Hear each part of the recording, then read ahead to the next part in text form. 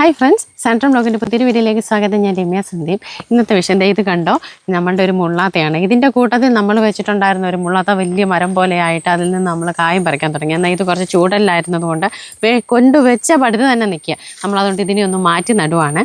ഇവിടെ എല്ലാം കുത്തിക്കിളച്ച് ഇതിനെ റെഡിയാക്കി വെച്ചിട്ടുണ്ട്. ഇവിടുത്തെ മണ്ണോട് കൂടി തന്നെ നമ്മളിതിനെ എടുക്കുകയാണ്. വേണ്ട, നമ്മളിതിന് വേണ്ടിയിട്ടൊരു കുഴി എടുത്തിട്ടുണ്ട്.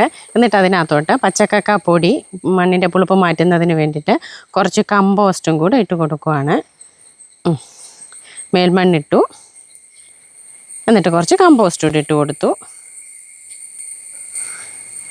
ഇനിയും അല്പം വേപ്പിൻ പിണ്ണാക്കും കൂടെ, കുറച്ച് വേപ്പിൻ പിണ്ണാക്കും ഇട്ടു. ഇനി കുറച്ച് മണ്ണും കൂടി ഇട്ടതിന് ശേഷം നമ്മൾ എടുത്തു കൊണ്ടുവന്ന തയ്യ് ഇറക്കി നടുവാണ്.